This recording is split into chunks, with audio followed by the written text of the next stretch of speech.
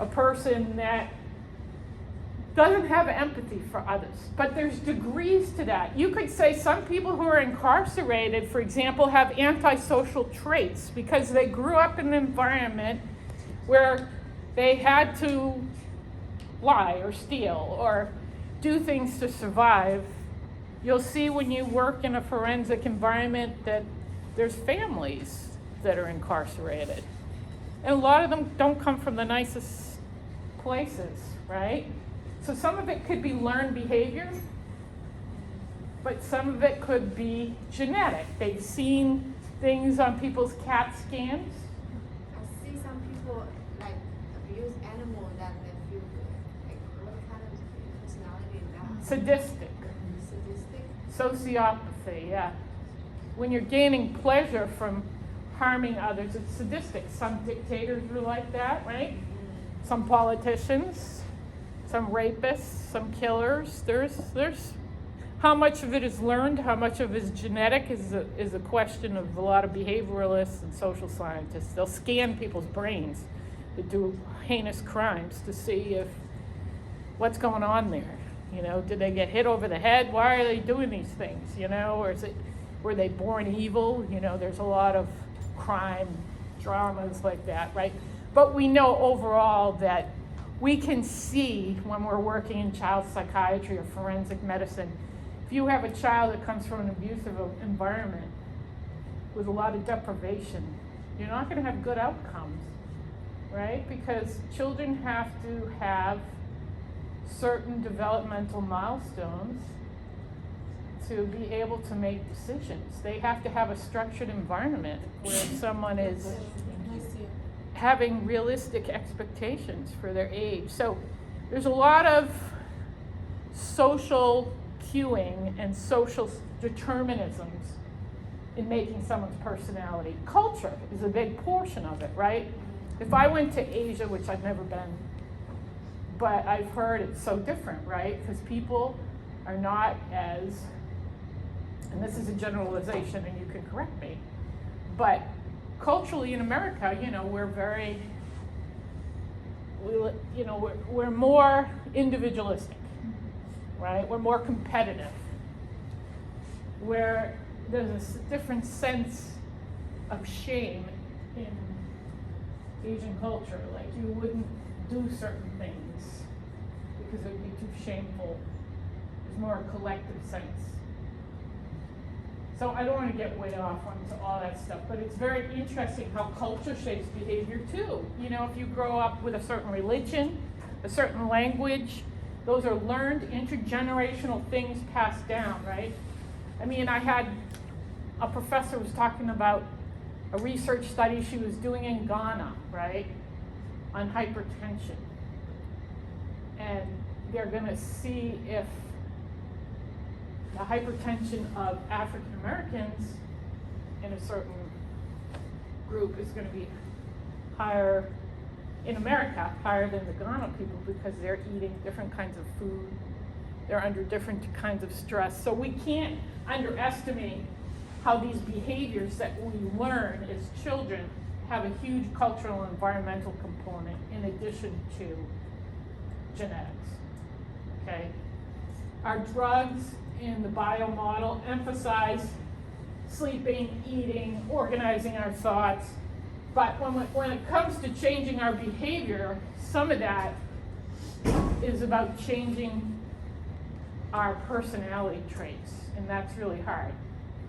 So if I know that I have a tendency to not be able to listen to you, and I'm in marriage counseling or whatever, then the marriage counselor is going to make me stop and listen, right? Because I might be a little more self-absorbed, where somebody else might be too dependent, you know? So these characteristics, the more that we practice certain behaviors over the time, the harder it is to unlearn them, right? So your text really wants you to know very simplistic things like antisocial, no empathy, no care for other people, right? Dependent, not healthy boundaries.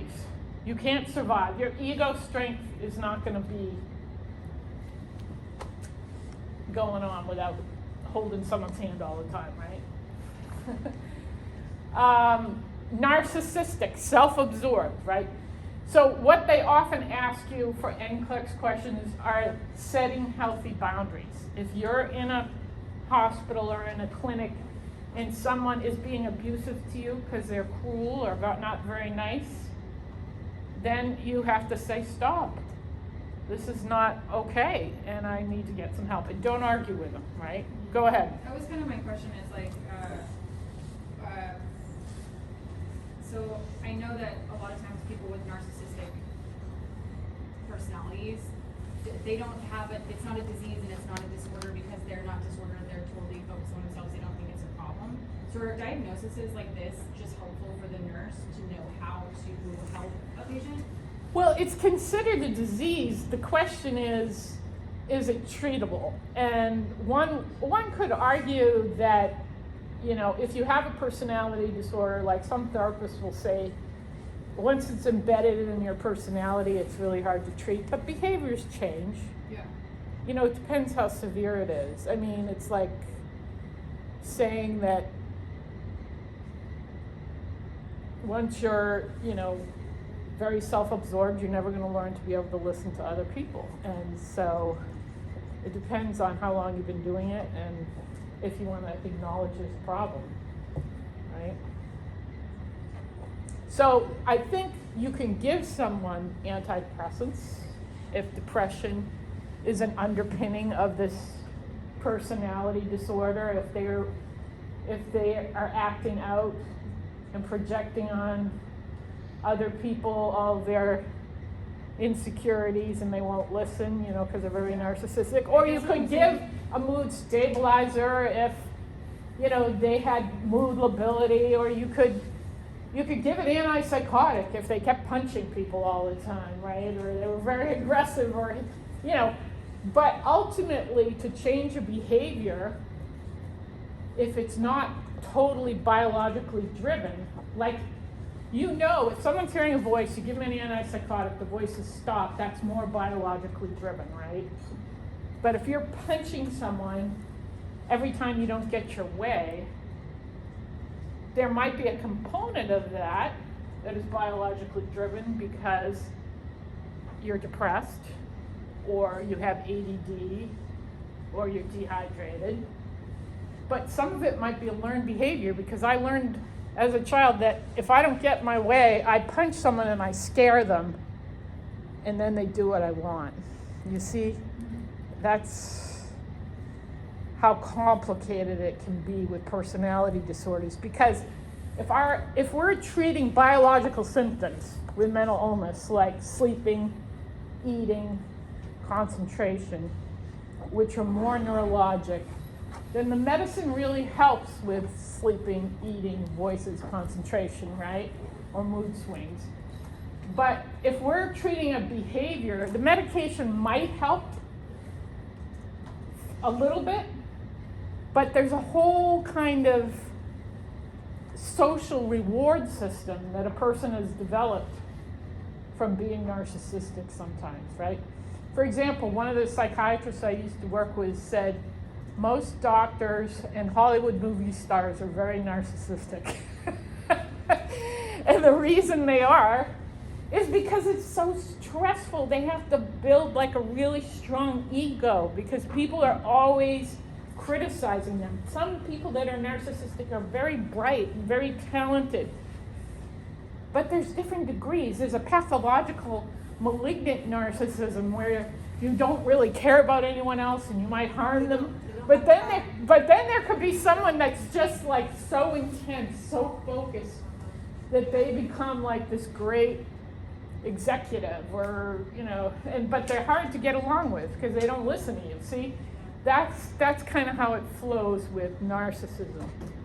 There's, you know, our society rewards narcissists because you have to be very self-focused in a way and very driven to do some of these things, unless you inherit, you know, all these things, right? and then you're, but it's, if you're a caretaker, you're not really rewarded sometimes in the same way, unless you have a good safety net, right? But if you're just like, I'm gonna be a venture capitalist and it doesn't matter what happens, you know what I'm saying? I mean, so that's what's tricky about it, because if the maladaptive behavior is rewarded, people are gonna keep doing it. But with narcissism, I think you can shape some narcissists to be less narcissistic, like doctors. I guess my question is like, it seems like, I mean, someone's not gonna come in, like a patient's not gonna come in and be like, oh, I have borderline personality disorder. Well, sometimes they do, because that's become their identity. If they've been in the hospital too much, sometimes kids will say that. I have borderline personality. I've been abused, and I like to cut, and that's just the way it is. That's important to know as a nurse, is we're like, okay, we can expect that someone with any of these will act this way because of the disorder, and we'll know like how to implement our care then. Say that again? So like I'm just trying to like I guess it's important to know, like it'll say in their chart where they'll know, and we'll be like, okay. I gotta be honest with you, a lot of times the psychiatrist inpatient are not putting their personality disorder in the chart. It's an outpatient thing. So we should just be aware that these things are. Yes, that there's a narcissistic component to a drug addict who's lying to you all the time to get a fix. Right.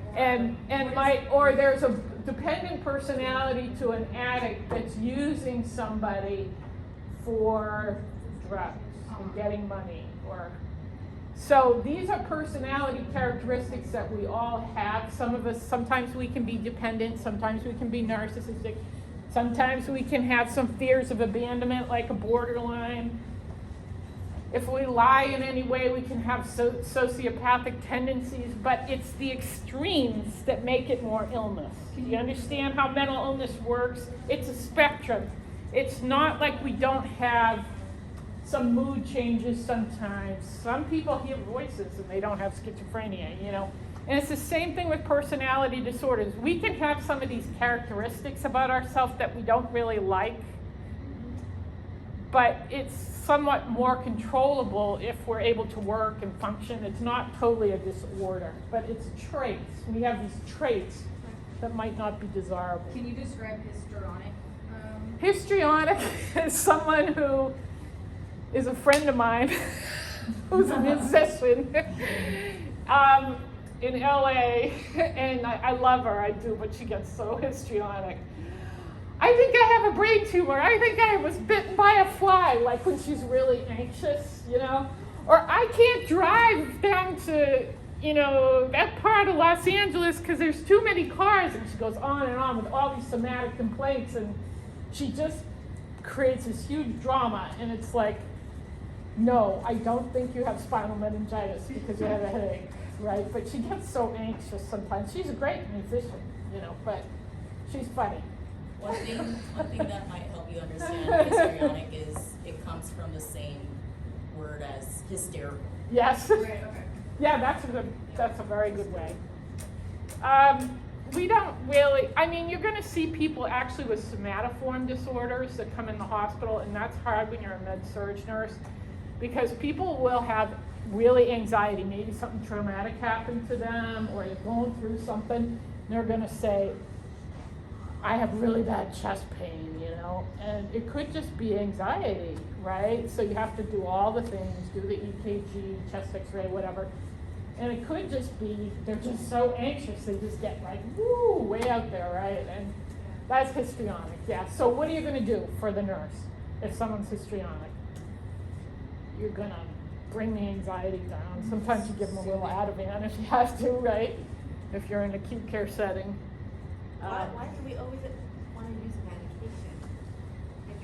Because if you're in well, you're right. Ultimately, using the medication for the long term is countertherapeutic if the person can learn to modulate their anxiety, which means self-talk, grounding in the present, exercise, good diet. But all that takes time. So if you're a med-surg nurse and you have 5 patients on your med-surg unit and someone's very histrionic, you could have someone sit with them and see if that worked, but if it didn't work, you probably have to get some Ativan or something for them. But over the long term, if people don't have to use a lot of medication, that's the best way, because then they can practice their own coping tools of things. Okay, so review personality disorders, review the different classifications and what you do. If someone's very anxious, you're going to bring the anxiety down. If you think they're going to commit suicide or they're a risk for that, you're going to assess them for that. You're going to assess them for depression. If they really do have a medical problem, and that's really hard with people with anxiety, because part of you is like, oh my God, here they are again with chest pain. It can't be a heart attack. Well, the one time that you don't take them seriously could be the time they actually really do have a heart attack. Go ahead. I was just going to say that during a mental crisis, that's when they like to use the medication. Like you're in a crisis, so you need something that's going to work really fast. But if the patient not that like hit that crisis, it's okay just wait. Well, it's, you know, like talk therapy and like you said, like lifestyle changes, you know.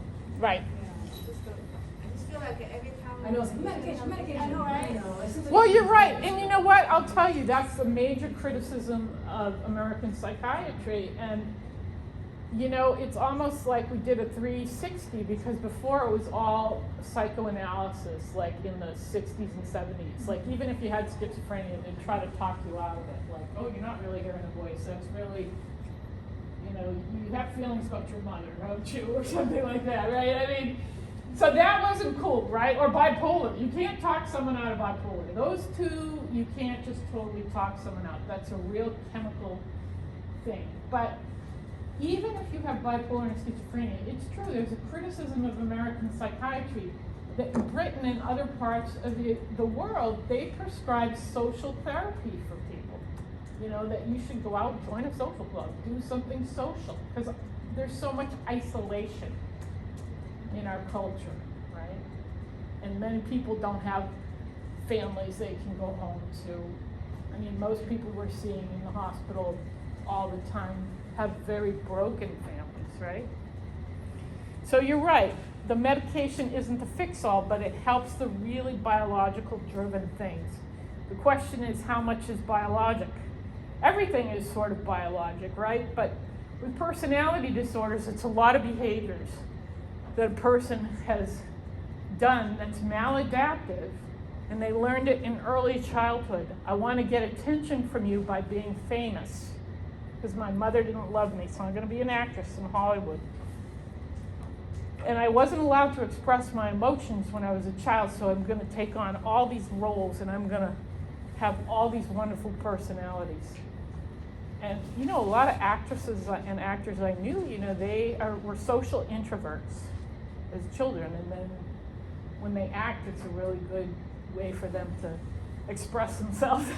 But the only problem is sometimes, like people like Jack Nicholson, you know, they become these weird characters, and they keep plugging them in as a weird character over and over again, or a villain or something. So that's not so hot. But in any event, personalities are traits that we learn and we keep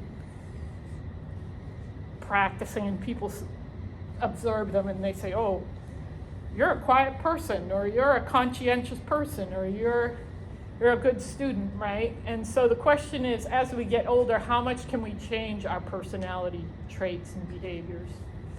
I think some of it's complicated. It's not an easy answer, especially if people have been terribly abused and their brain development at a certain times in their life really was altered from horrendous abuse or drugs.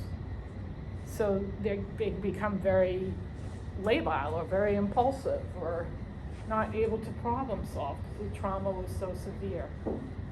Okay? So this slideshow, the other class did it, so you can critique it, okay? So it's about this case where, you know, someone was found on the streets of San Francisco Her name is Stephanie. She's 22 years old. She's been in the general before with some sort of drug issue, and so sexual trauma was suspected as a child. She overdosed on fentanyl, and she had overdosed because her marijuana was spiked, which is something that's happening a lot now, actually. And so they had to give her Narcan, okay? So what does Narcan do? It reverses opiate overdose. It'll wake you right up. Has anybody used that anywhere or seen it used? So now we can carry it, you know, just go to CVS and buy it and squirt it, because if you're in home health or you're a community nurse, it's good to have that available. Because, you know, you'll get on BART and you're gonna see people nodding out, right? Or anywhere. So, she lives with a roommate in the city, has a tumultuous relationship with boyfriend, bruises on both arms that look like grab marks, black eye, maybe she was raped. Previous diagnosis of borderline personality, fired from the job, no source of income. So you get to the more medical stuff. Her vital signs were stable after they woke her up, I guess, from the Narcan. And then she's kind of irritable. One-word questions, looking down, 5150 for danger to herself. Previous hospitalization, attempted to kill herself, old scars on the arm for cutting behaviors. Hasn't done her DBT in a while. Tried most drugs, but mostly smokes marijuana. Her tox screen was positive for fentanyl and marijuana. So that's not that unusual, okay? That's like, this case is something you might see, but you might not know about the sexual abuse and trauma, because a lot of people who are addicts don't really disclose their trauma history, because the reason some of them are using is not to talk about things that happened to them, right? Because it's too painful. So, because she overdosed, your first nursing intervention is always going to be suicide risk assessment. So the problem is she's not going to talk to you too much because she's detoxing from fentanyl, and she has some kind of dissociative disorder because she has been cutting and she has sexual abuse history. So one could even argue that substance abuse itself is a kind of dissociative disorder for some people. So the sexual assault assessment is something that you should know about for HESI, okay? Because they do ask you about rape trauma syndrome, and they do ask you about personality disorders, okay? So, if they're ruling out DID, I mean, at this point, the general is not even going to do that. Your outpatient therapist might do it, but certainly she has some dissociative characteristics. What does dissociative mean? It means numbing or just like not being present. So when someone has a flashback, sometimes there's something in the environment that reminds them you might look like the person that hurt them in the past, right? So they might be afraid of you, or they might get really irritated with you because there's triggers in the present that bring them back to a bad experience. So when we talk about trauma-informed care as nurses, we want to recognize that patients can not speak to us, be quiet, be preoccupied because they're being triggered by something in the past. And it doesn't have to be a rape or attack. It could just be being in the hospital. Because when you're in the hospital getting all these procedures, because your kidneys are going bad, or your heart, or something terrible, you know, you've gone in the hospital over and over again, patients don't want to go to the hospital at a certain point, right? And so they're going to get irritated with you sometimes and overreact. Oh, you're not paying attention to me. You don't answer my call light. The doctor never comes here. The nurses in this place are mean. The food stinks. Okay, some of that might be true. However, right, some of it is trauma responses, because if you've ever gone through any medical procedure with anyone over long periods of time, going back and forth to the hospital, it's not fun. And so we're busy, and there's exceptional places that really hold people's hand and are more considerate and talk to them, but most places these days aren't like that, right? Most places nurses are stressed out, we're short-staffed, and sometimes we don't pay attention to people the way we should. So when you find yourself in that position, trauma-informed care tells you don't personalize when patients are freaking out. You get someone to talk to them. Maybe it's just a CNA on the unit, or make an appointment to come back. Don't argue with them, and validate their feelings, right?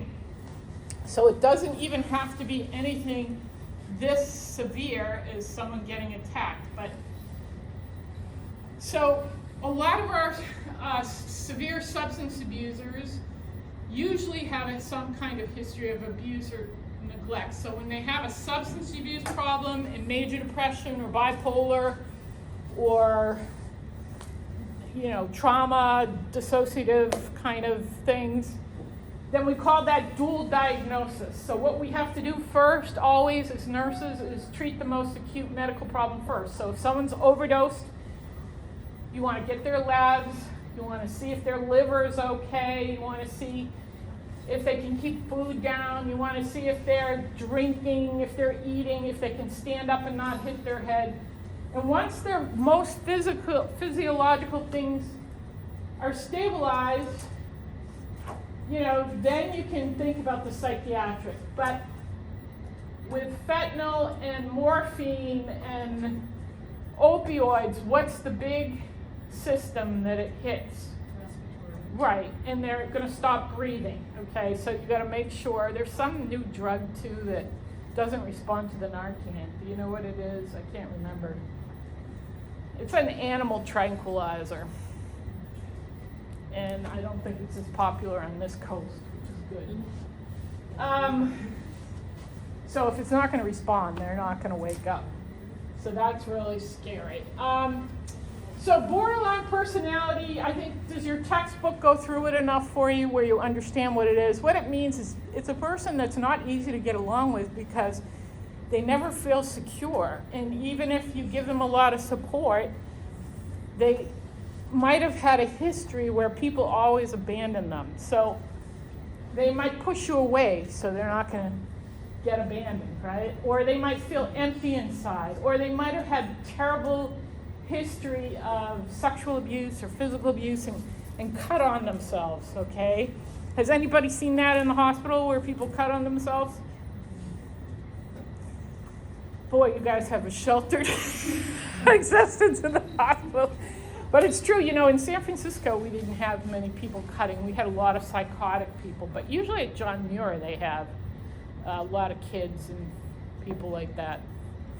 But a lot of those people aren't ending up in the hospital as much.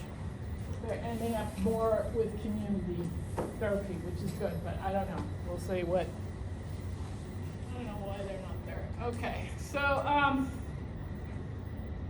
you have to know when to offer the rape kit.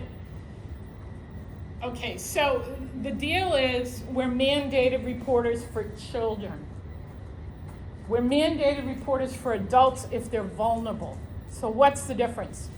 If I have a child or someone under 18 that I think's been raped, then I'm going to document everything I see. I'm going to consult with a social worker and whatever, and we're going to file Child Protective Service report.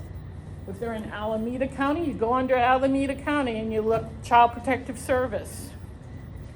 So usually the social worker does it. Sometimes she's off of work and you have to do it. But most of you probably won't have to do it unless you work in a rural area or home health. But I've had to do it because in psychiatric emergency we have to do different things. Usually it's not sexual abuse, but it's neglect or physical abuse. Okay, so with sexual abuse, the rape kit under 120 hours, and this, I'm going to post this so you can kind of take a look at it, but if it's an adult and they say, you know, I don't want to press charges, you don't call, okay? You don't force them to press charges right away, because they're going to freak out sometimes, right? If you're just coming at someone with, let's press charges because blah, blah, blah, you know? I mean, because you don't know how someone's going to be. They might just be like really frozen, numb, quiet, and they might need someone just to be there with them. Or it could be really angry. Really depends on the circumstance. So read about the rape trauma syndrome, because I think I have it outlined in there, because that's really, you got to make sure someone's not going to harm themselves again. You know, try to build rapport. You're not going to be too pushy at first. See where they're at with this whole thing. Maybe give them numbers if they want the sexual assault nurse examiner at some point. But it's different with adults. If it's a consenting adult, then you can't force them. But if it's a child, then you have to report it. If they want you to call the police, you can call the police if it's an adult. So, again, these are like all the different aspects of this.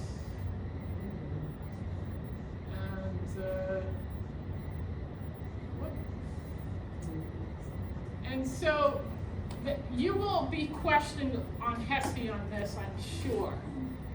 So has everybody heard about the cycle of abuse and domestic violence, when someone keeps going back to the abuser because they feel like they can't get out of it? Whether it's a psychological issue or an emotional issue or a financial issue, do people understand that? Like, what if I so first stage is tension building stage, right? So you can see that someone's going to explode on you or something, right? You can just see, because these are certain traits, especially even with our patients, we can see, oh boy, this patient's pacing up and down and they're threatening people. It's almost like, you know, they're gonna go off. So then sometimes the wife just says something just so she'll get beaten and it's over, right? So, but it's terrible. So that's the battering stage. Then the honeymoon stage is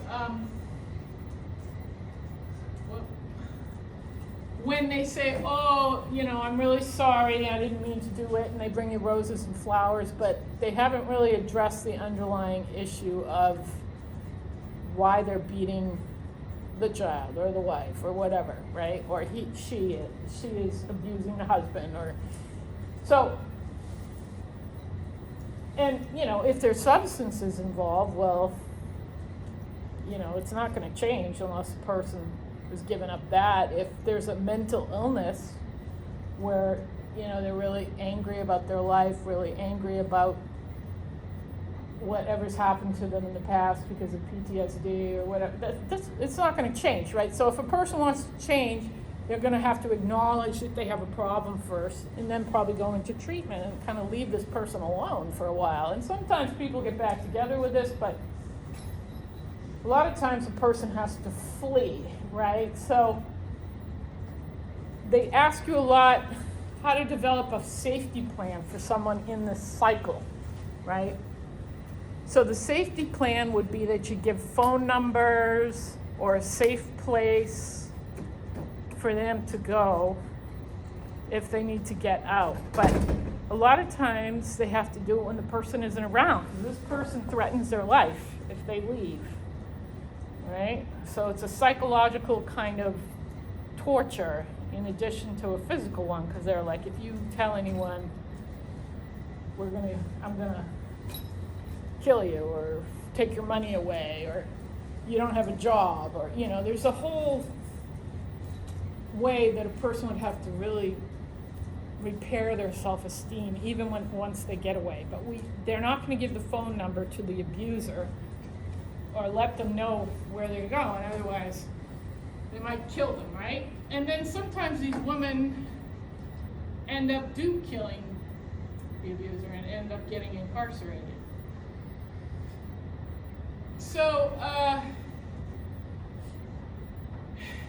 again, these trusting relationships, don't make judgments, try to be there, try to offer support, get the social worker to help you, because they usually know where all the shelters are and everything else. So grounding is a really important thing for someone having flashbacks, okay? So you might see someone's getting really anxious, even if it's a teenager or whatever, and they're just like going off. So what you have to do is just have them breathe, slow down, offer medication, stay grounded in the present, feel your feet on the floor, sometimes giving them something to hold on to.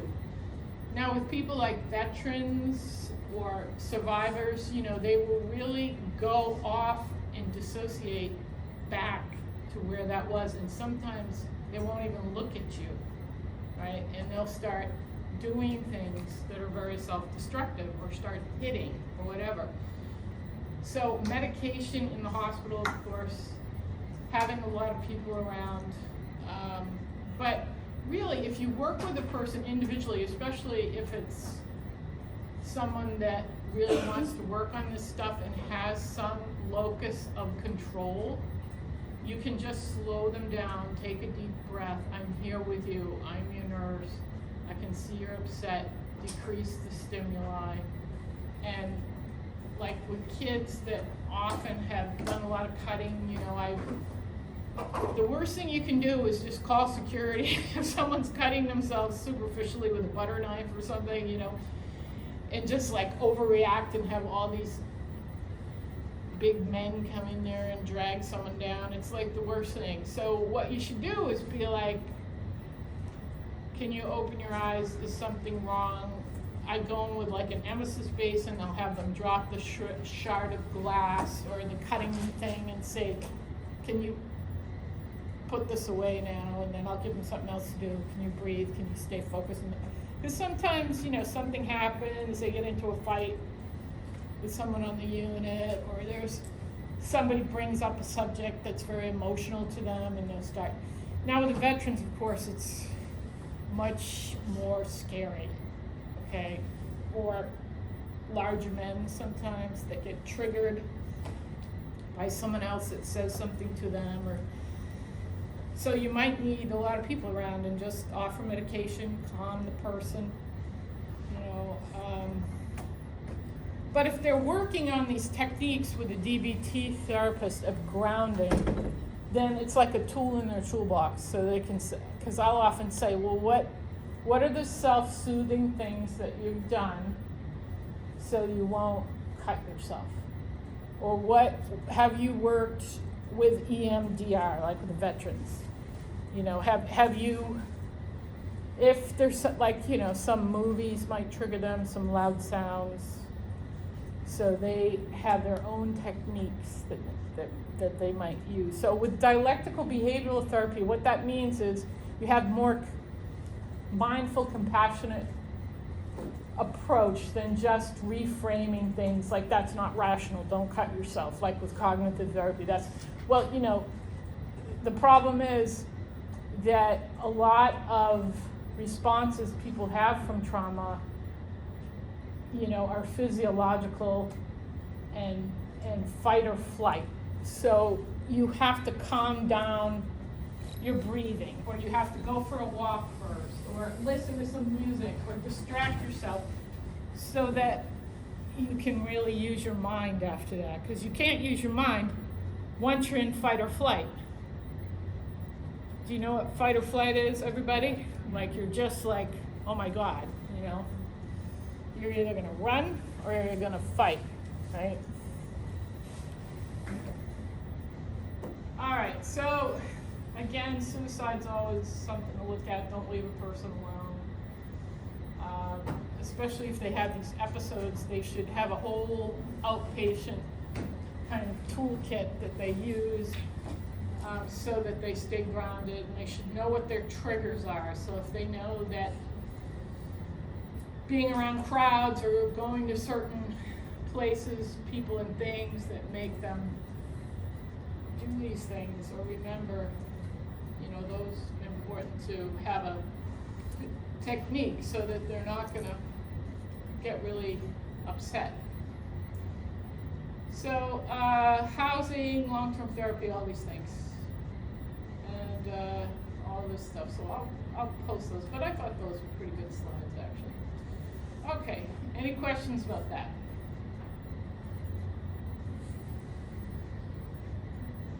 Okay, what time is it? All right, we should just talk about the alcohol a little bit, because they ask you a lot of questions about that with SE. So, what kind of drug is alcohol besides legal? It's a depressant. It's a central nervous system depressant. So if I just come off of it, if I'm like a moderate to heavy drinker, right, and if I come off of alcohol abruptly, what could happen? You can have seizures, right? Deadly seizures. Has anybody ever seen anybody do that? When you walk like on the BART station and you see people seizing on the sidewalk sometimes? It's bad. So delirium tremors or deadly seizures, 20% of heavy drinkers have that. A lot of times they have liver disease or pancreatic disease. And that complicates the picture because they're going to be throwing up sometimes. So if your patient, if you're giving somebody some Ativan for their alcohol withdrawal and they're throwing up, what's going to happen? Are you going to absorb your medication if you're throwing it up?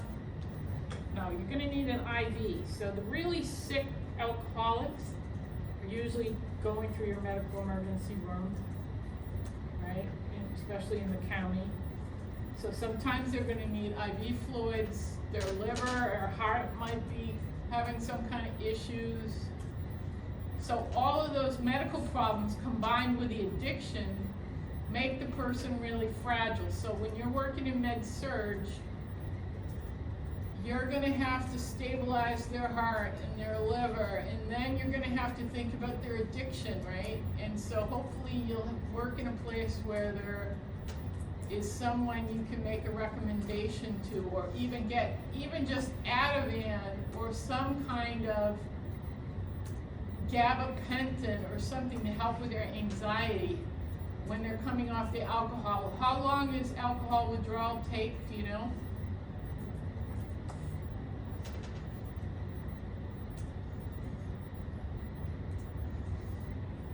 Isn't it 72 hours?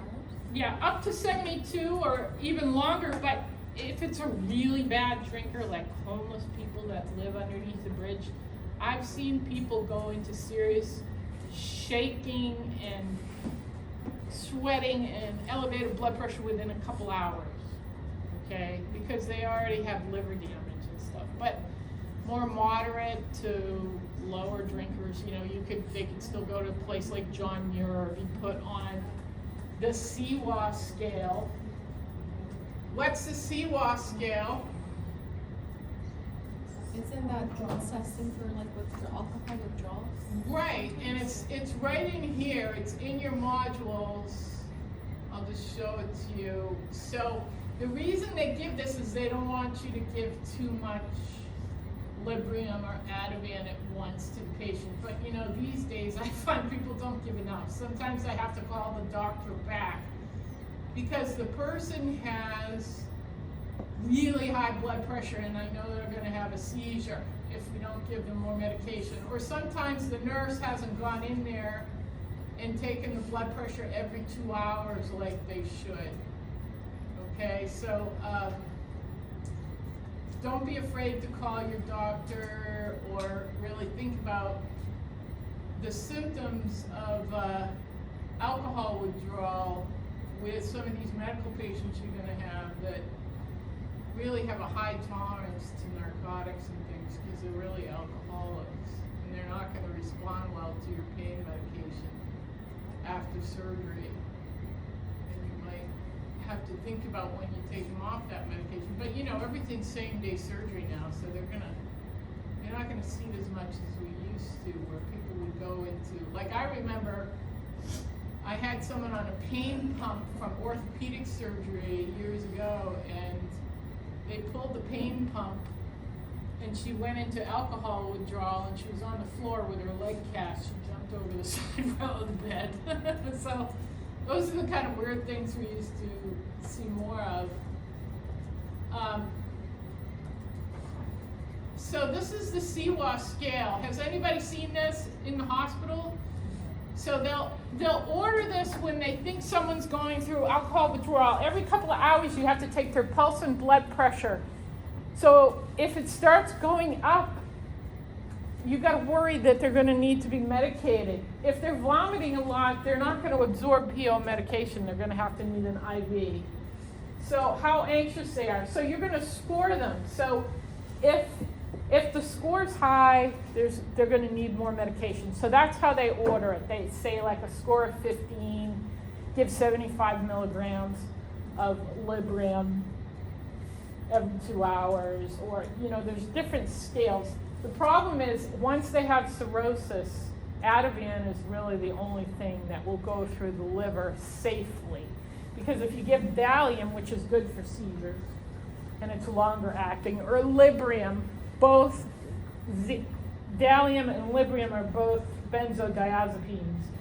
Because alcohol works relaxing you by GABA receptors, just like Ativan, right? So Ativan's safest because if you don't know about their liver, but the other two last longer. But if you're giving Ativan, you're going to have to give it more frequently in the beginning. So you're going to score them. The higher score is that they're going to get more medication. Okay, if they're seeing bugs crawl on the wall, if they've had seizures in the past, you have to think delirium tremors. 20% of people die from that. When I worked for the insurance company, if they knew someone had delirium tremors, they would not let them go to a place like John Muir, you know, getting an Ativan every 2 hours PO, okay? They want them to be in the ICU or the ER for a while so they can monitor their heart, so they can give them more medication IV. Because if your pancreas and your liver start going, you're going to be in a lot of pain. You're not going to be able to filter certain drugs, and it's not pretty, okay? You don't want that kind of end stage stuff. It's not cool. So, and anyway, what's the vitamin that we give that protects someone's brain when they're going through alcohol withdrawal? Thiamine. And if you drink, you should take thiamine. Because, or just going through nursing school, you should take thiamine, okay? It's a good vitamin. It protects you because severe drinkers, they have memory loss, just like someone with dementia. Okay, and then they start their wobbly gait, dementia. They have what we call Korsakoff's or Wernicke's syndrome. We used to call it slang term wet brain, which is terrible, but that's what we used to call it. So Korsakoff's, Wernicke's, B vitamin. They asked that like 3 times on the HESI once. I don't know why. So it's very strange. But in any event, watch them for falls. Watch their intake and output. It's a medical problem, really. Alcohol withdrawal is a medical problem. Recovery is a psychological issue. They might need an antidepressant. They might have bipolar and need a mood stabilizer, okay? That might be part of it. But the other part of it is how do you cope with stress? You know, what are the triggers that make you use drugs and alcohol, right? What are some positive things you can do for stress? Is it going to be exercise? Are you going to go to AA? Are you going to go to NA? Things like that. That's the recovery model. It's a lifetime thing. It's not like, you know, it's going to be cured, right? So there's different stages. They ask you about denial. They ask you about contemplation. that's on the exam, right? So if someone's in denial, are they gonna think they have a problem? No, it's denial. There's nothing wrong with me. Well, you don't have a home. You were picked up by the police. You have to go to court next week. Your wife doesn't want to speak to you anymore. I don't have a problem. Oh, okay. That's how bad it is for some people though, right? It's a serious physiological thing, not just psychological, right? You can't just, when people are that addicted, they usually need an anti-craving drug, like naltrexone, which is good for opioids and alcohol. What's an anti-craving drug? It's different than taking an Ativan, okay? Ativan's to help you not get seizures. Anti-craving, you take all the time so you won't crave. It blocks the receptors so that you're not getting a buzz off of it. I'm not sure if I know if that works, that Suboxone, because I've seen people drink on it. So, but it's worth a try. I think the antidepressants for some people might be better. I don't know. It really depends on the person. But you have to change your lifestyle. It's like when you give up anything. Like I used to smoke cigarettes, you know, all nurses did. So it was like you have a hectic day, you have like 10 patients on a med-surg unit, we'd go behind a desk and like be smoking and stuff. It's like take a walk, get a cup of coffee, anything, right? So you have to substitute these things. And if there's trauma involved, if you're self-medicating because there's some terrible memories that you have, that you're dealing with depression, then that's going to be a therapy issue as well, right? And about 70 or 80% or more of addicts really have underlying trauma that has never been dealt with. They're self-medicating the pain, okay? So you can't treat that much in the hospital. You can address it. You can try to give them referrals. You can start them on an antidepressant. You can track their nutritional status. You can refer them to endocrinology if their pancreas isn't good. You can make sure their liver's okay. But the long-term behavioral stuff's always done outpatient therapy in residential, those kind of things, AA. All right. Any questions about any of that?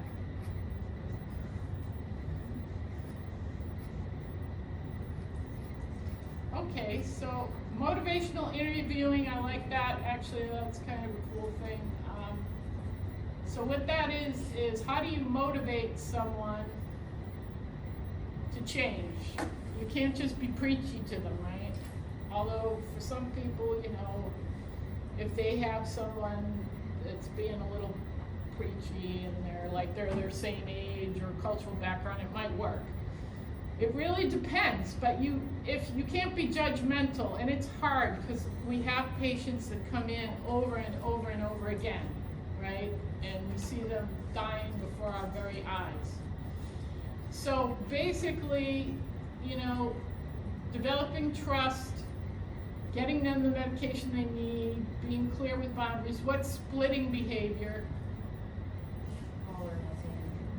Right, so don't get manipulated to the point in which someone's saying, if you don't give me that Ativan now, that nurse on the last shift gave it to me an hour early. I don't know why you can't.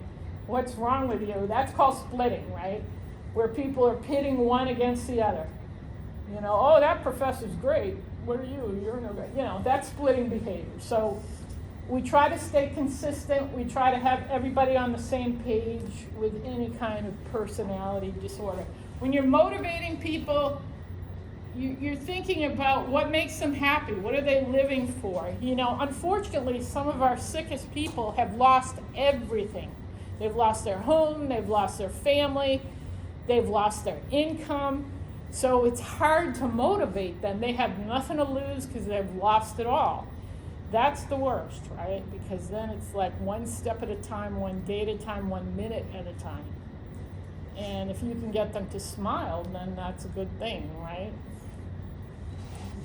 But if they have a family, if they have a child, if they have a job they like, There's got to be something that life is worth living for. So that's what the motivation is about, okay? And so you can take a look at that. Unfortunately, there's some people that really don't know how to have fun, outside of using. So it's not good. So remember our mental status, and we'll go over more of this next week. But see if they have insight. See what their mood's like. Are they suicidal? Are they psychotic? Because sometimes when they come off, they're really confused, some of our patients. And so, yeah, take a look at that motivational interviewing. Okay, so that's really it. And any questions? All right. Well,